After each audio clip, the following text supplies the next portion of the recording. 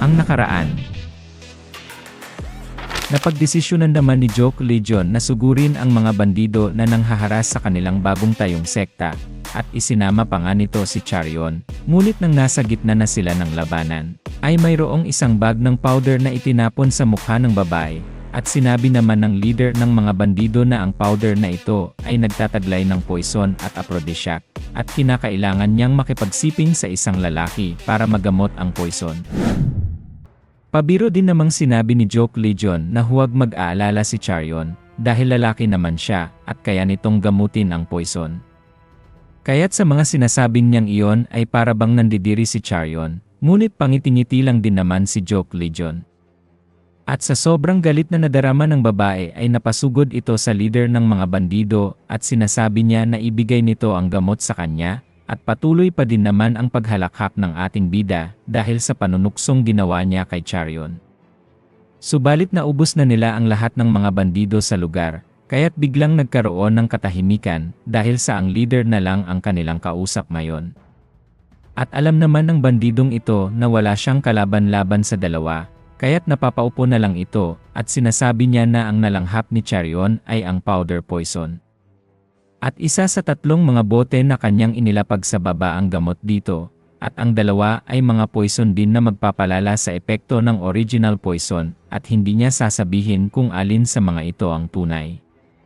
At makikita din naman na bugbog sarado na ang mukha ng leader ng mga bandido, ngunit nagmamatigas pa din ito, at sinasabi pa nga na kung mamatay siya ay isasama nito si Charion. Kaya't nagugulat din naman ang babae sa sinasabi ng bandido, ngunit sumagot din naman si Joke Legion, at ani niya na simple lang naman ang lahat ng ito. At sa seryosong mukha ng ating bida ay sinabi niya, na ang dapat gawin ni Charion, ay ibuhos na lang niya ang 3 boteng ito ng poison sa kupal na yan. Kaya't natutulala naman sa Charion at ganito ang naisip na paraan ni Joke Legion, at dagdag pa ng ating bida na mas mahina naman ang martial arts ng kupal na ito kaya't siya ay unang mamamatay. At kung gugustuhin ng taong ito na mabuhay pa ay sasabihin nito kung alin ang tunay na gamot sa 3 bote. At sa mga naririnig ng bandido ay naiisip nito na para bang nautakan siya ng 2, at hindi na nito alam ang kanyang gagawin at baka bugbugin na naman siya ni Charion. At sa mga sandaling ito naman ay napakalalim ng pag-iisip ng babae, at mukhang hindi niya makakaya ang ipinapagawa ni Joke Legion, na kinakailangan pa niyang buhusan ng poison ang isang tao para lang makaligtas at mabuhay. Ngunit para bang naiinip na sa kakahintay si Joke Legion, at tinitignan niya na lang ng husto ang babae. At kitang-kita naman niya na nangangatog ang mga kamay ni Charion habang nakahawak sa bag ng poison, at hindi pa din ito napagdedesisyonan ang kanyang gagawin. Kaya't sa lahat ng iyon ay napabuntong hininga na lang ang ating bida, at siya na lang ang gagawa ng paraan para mailigtas si Charion.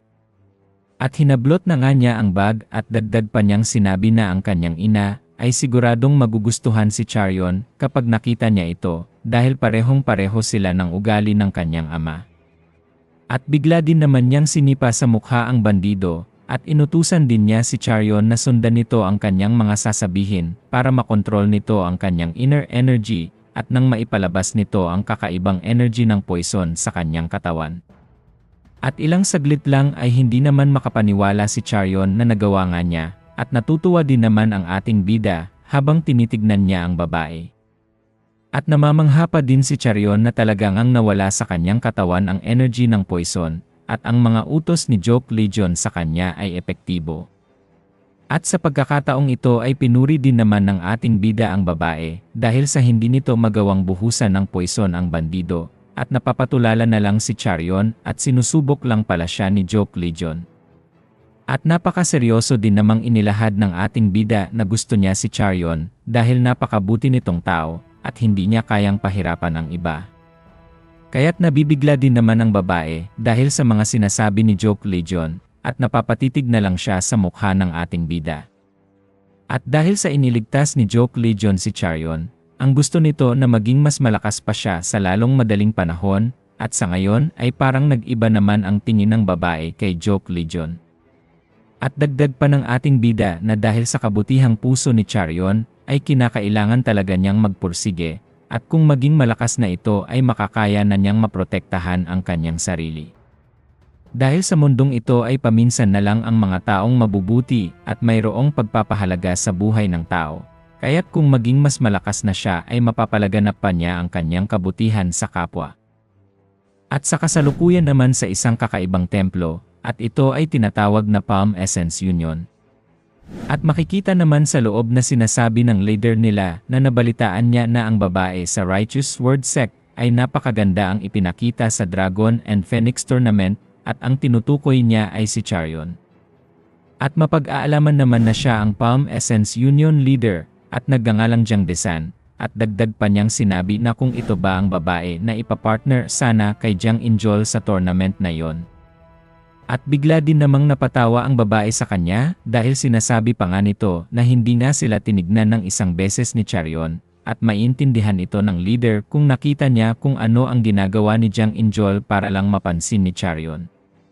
At dagdag pang panunukso ng babae na nakakaawa na ngang tingnan ito dahil siya ay naghahabol sa isang napakawalang kwentang babae. At nagalit din naman ang ama ni Injol sa kanya dahil hinahayaan lang niya na matamatahin lang sila ng mga pamilya na mahihina, ngunit kahit gayon paman ay mayroon silang importanteng balita na pag-uusapan.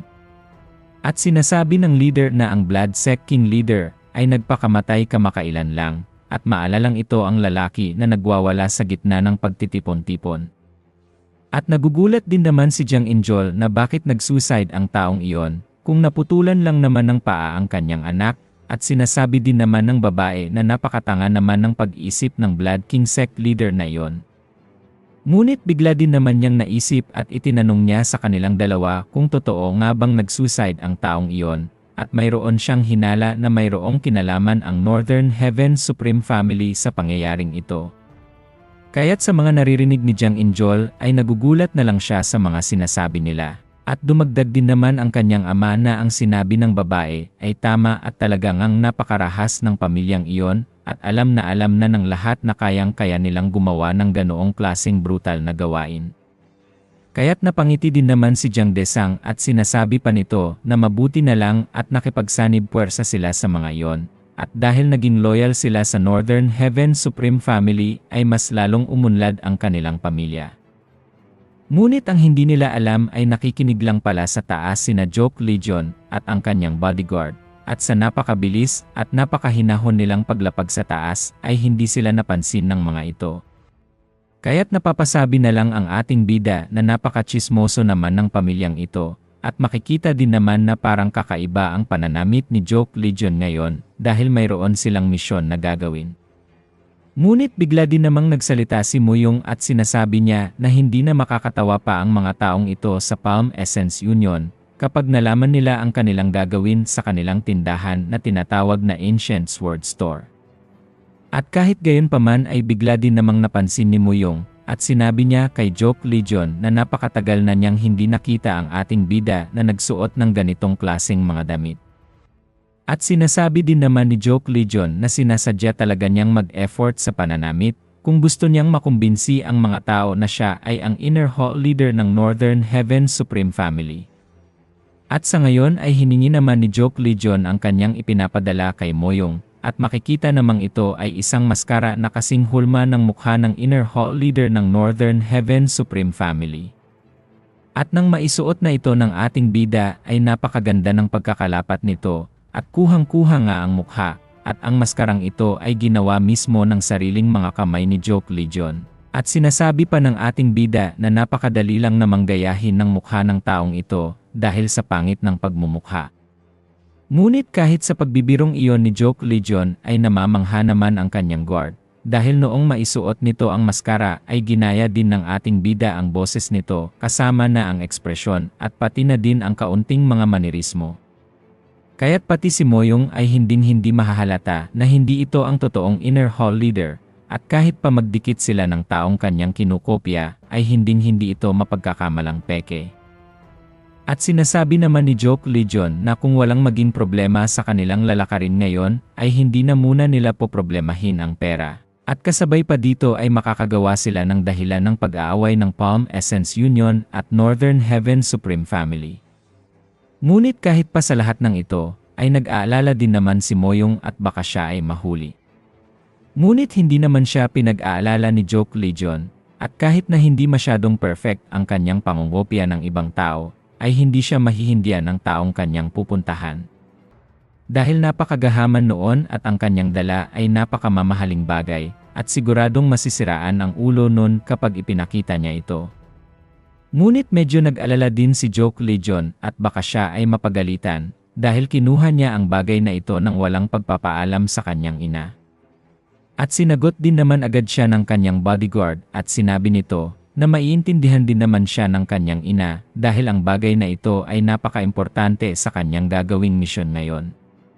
Kaya't napapangiti din naman si Joke Legion at pinapalakas ni Moyong ang kanyang loob para mas mapadali pa ang galaw ng kanilang misyon. Ngunit bigla din namang sinabi ng ating bida na madali lang itong sabihin para kay Moyong dahil hindi pa siya tinatamaan ng pektos ng kanyang ina, at habang iniisip ito ng guard ay napapatawa na lang siya sa posibleng gawin ng ina ni Joke Legion. At sa gabi ng iyon ay sinimulan na nila ang kanilang gagawin, at nakumpirma na naman ni Moyong na ang totoong inner hall leader ay natutulog sa kanilang bahay at hindi ito lalabas kahit na anong oras ngayong gabi. At dito ay makikita na nga ang lugar kung saan siya pupunta, at napakapayapa pa din ng gabi at walang kamalay-malay ang Palm Essence Union na magiging masalimuot ang kanilang susunod na mga araw. At sa ngayon sa loob ng Ancient Sword Manager Office, ay makikita ng si Joke Legion na nakadisguise na at nakikipag-usap ng harap-harapan sa manager. At siya ay nabibigla dahil sa kalagitnaan ng gabi ay nagpakita ito, ngunit napapaisip siya kung ano ang layunin nito. At siya ay napatanong kay Joke Legion kung ano ang ipinunta ng Inner Hall Leader, at siya ay nanggaling pa sa Northern Heaven Supreme Family, sa kanilang maliit na tindahan, sabi pa ng manager. At nagsimula na ngang magsalita si Joke Legion gamit ang tinig ng Inner Hall Leader, at pinapapokus niya ito ng mabuti sa lahat ng kanyang mga sasabihin. At sa seryosong aura nito ay bigla siyang lumapit sa manager at tinitigan ito ng mata sa mata, kaya't medyo natataranta din naman ang matanda sa mga nangyayari ngayon. At sinabi ni Joke Legion na wala siyang dapat na pagsabihan na nagkaroon sila ng pagkikita ngayong gabi, at hindi lang yon, ang kanilang meeting na yon ay itinataya na niya ang kanyang buhay para pumunta lang sa kanilang tindahan. Kaya't sa mga pambobolang ito ng ating bida ay nagulat naman ang manager, at bigla siyang napaisip na baka ang pagpunta niya dito ay isang bagay na napakadelikado, at siguradong ang tinutukoy lang niya ay naghahalaga ng napakaraming pera. Kaya't walang ano-ano ay pinapapagsalita ng manager si Joke Legion kung ano ang kanyang gustong sabihin, ngunit bigla din namang binuksan ng ating bida ang box na kanyang daladala at ito ay gusto niyang itapon na. At habang tinitignan ito ng gahamang manager, ay hindi siya makapaniwala, at nasa kanyang harapan ang isang bagay na nagkakahalaga ng napakaraming kayamanan. At nang malapitan pa niya itong inobserbahan, ay nakita niyang ito ay napakaganda at napakadetalyadong pagkakahulma nito, pati na din ang kinang na nag-iiba sa bawat anggulo kung saan ito titignan. At ito nga ang pinakaiingatang artifact ng Heavenly Demon Divine Cult, at ito ang tinatawag na Divine Demon Jade Buddha. At pinatotohanan din naman agad ito ni Joke Legion na sa ngayon ay nakadisguise na isang Inner Hall Leader, at walang kamalay-malay ang gahamang manager dahil nakafocus na lang ito sa artifact sa kanyang harapan. At napapasigaw pa nga ang matanda na talaga ngang ito ay ang tunay na artifact, at siya ay napapaisip na ang Jade Buddha na ito ay nagkakahalaga ng humigit kumulang na 500,000 gold. At sa sobra niyang pagkagahaman ay napapaisip pa siya na kung pwede niya itong hindi ipaalam sa kanilang leader, ay siguradong tiba-tiba siya. At sa sobrang lalim na pag-isip ng matanda, ay sinasabi pa niya sa kanyang isipan na baka pwede niyang makuha ito ng 4,000 gold lamang. Ngunit iniisip pa din niya na hindi naman ito maibebenta sa ibang mga tao kung sa ngayon ay patago nga itong ipinapakita sa kanya. At dagdag pa niya na napakadelikadong magkaroon ng ganitong klaseng kamahal na artifact, kaya't sa isipan ng manager ay pwede niyang maloko si Joke Legion at papababain pa niya ang presyo nito sa ayaw at sa gusto ng ating bida. Kaya't nagsimula nang magsalita ang manager at ibinigay na niya ang kanyang hinihiling na presyo, at sinabi niya na bibilhin lang niya ang artifact na ito sa halagang 200,000 gold. Kaya't nagulat din naman agad ang Inner Hall Leader sa inalok niyang presyo, at acting na acting si Joke Legion sa kanyang mga pagsabot dito. At sa mga mata ng gahamang manager, ay hindi na niya ito napapansin, at ang tumatakbo na lang sa kanyang isipan ay kung papaano niya magugulangan ang Inner Hall Leader at ang presyo ng artifact na ito. At nagsalita na nga si Joke Legion at inulit pa nga niya na kung talagang ang 200,000 gold lamang ang kayang maialok ng manager, at kung wala na ay wala na din siyang magagawa kundi ay tanggapin na lang ang kanyang ino-offer. At sa mga sinabing iyon ng ating bida, ay bigla din namang nagkaroon ng katahimikan sa silid. At lubos na nasiyahan ang manager, at tinanggap na nga ng Inner Hall Leader ang kanyang inalok na presyo, at halos lumuwa na nga ang kanyang mga mata at siguradong paldo-paldo siya ngayon. At pahabol pang sinabi ng Inner Hall Leader na gusto niya na ang bayad sa kanya ay ibigay ngayon din at kinakailangang hindi ito matetrace ng ibang mga tao. At ito nga ang naisip na plano ni Joke Legion kung kaya't siya ay nakadisguise upang pagsamantalaan ang pagkagahaman sa pera ng manager. At nang matapos na nga ang transaksyon ng dalawa, ay lumabas na si Joke Legion at nakipagkita naman kay Moyong sa isang parte ng tagong kagubatan. At napapasabi na lang ang bodyguard ni Joke Legion na napakagaling ng kanyang ginawa at madali lang niya itong nabola. At sa pagkakataong ito ay tinanggal na niya ang kanyang maskara, at ito ay hudyat na nagtagumpay ang unang parte ng kanilang mga plano. At sinasabi pa nga ni Joke Legion na napakadali lang ng kanyang ginawa at hindi man lang siya pinagpawisan. At dagdag pa niya na pag nabuksan na nila ang kaba ng Ancient Sword Store, ay kukuha sila ng ilang libong mga gold, at kasabay dito ay kukunin din nila ang Jade Buddha para ibalik sa kanyang ina.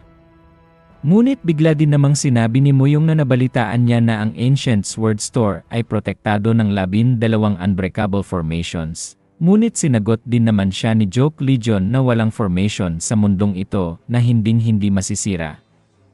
At simula ngayong gabi ang Palm Essence Union ay magtatamo ng napakalaking damage, at siguradong magiging balita ito kinabukasan. At ang unang magiging suspect ay ang Inner Hall Leader ng Northern Heaven Supreme Family, at dahil din dito ay magkakaroon na ng alitan ang dalawang pamilya.